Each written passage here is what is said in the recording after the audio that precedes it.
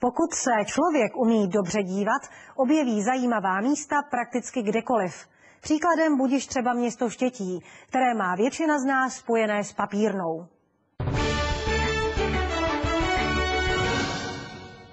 Přitom stačí ujet na kole pár kilometrů a narazíte ku příkladu na loupežnickou jeskyni, hrázděné domy z 18. století či louku plnou orchidejí. Tak nasedat, přátelé, vyrážíme po naučné stezce loupežníka Štětky. Do Štětí se dopravíte pohodlně vlakem. Jen pár desítek metrů od nádraží Hněvice je most přes Labe, kde plují výletní lodě. My ale vyrazíme pěkně po souši, směrem na Stračí. Značená turistická trasa vás zavede do lesů chráněné krajinné oblasti Kokořínsko, kde narazíte na pískovcovou jeskyni zvanou Mordloch, někdy též Mordířská nebo Vražednická díra. Za doby 30leté války zde údajně žili loupežníci, kteří přepadali pocestné a kupce na nedalekých kupeckých stezkách. Jedním takovým byl i legendární loupežník Štětka, podle kterého je pojmenováno místní naučné putování. Jeskyni nepřehlédnete. Přímo před ní totiž stojí zajímavý pískovcový útvar. 7 kamenů, které připomínají 7 na sebe navršených bochníků chleba. Nedaleko jeskyně nalezneme v lesích 2 kaple, Mariánskou a Hraběcí kapli.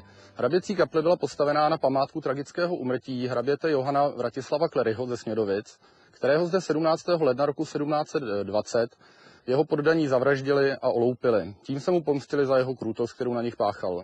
Vrazi však byli brzo vypátráni a potrestáni. 8 z nich bylo lámáno v kole, 3 byli sťati a 4 vymrskáni a vypovězeni ze země. Dnes vám ve zdejších lesích hrozí na nejvýš nějaký ten štípanec od komára. I tak ale šlápneme do pedálů. Před sebou máme památkovou zónu lidové architektury v Brocni s dřevěnými domy a statky z 18. a 19. století. Škoda, že tvrz kaplířů ze Sulevic, později přestavěná na zámek, chátrá. Ještě hůř dopad zámek na Chcebuzy. Alespoň posloužil jako kulisa pro natáčení velkofilmu Lidice, v kterém si zahrává v komparzu spousta místních obyvatel.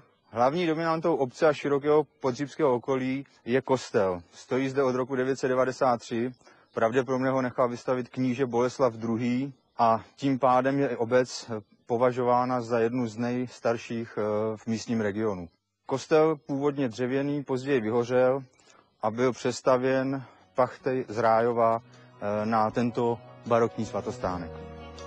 Pachtové z Rájova nechali postavit i pozdně barokní kapli svatého Floriána v Radouni. Z Chcebuze je to sem pěkně z kopečka.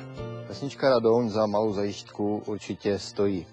Kdysi zde žila početná židovská komunita, stávala zde i synagoga. Nad vesnicí je dodnes částečně zachován židovský hřbitov z roku 1789, který sloužil pro pohřby židů z širokého okolí. Je zde asi 200 náhrobků různého stylu a stáří. Nejstarší náhrobky jsou z počátku 19. století, nejmladší je datován k roku 1938.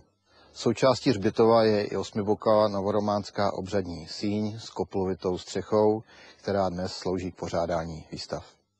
Kousek za vesnicí je naleziště vzácných rostlin, má statut přírodní památky a z jara tady vykvétají vstavače vojenské. To jsou rostliny, jejíž květy svým vzhledem připomínají mužskou postavu s helmou.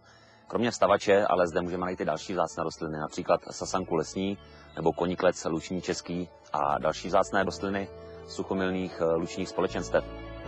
Po někdejší tvrzi už není na návsi ani památky. Za to tady narazíte na dřevěné sochy. Místní si je nechali vyřezat z kmenů pokácených stromů, s nimiž se nechtěli rozloučit. Dost možná, že se s malebnou vesničkou budete neradi loučit i vy.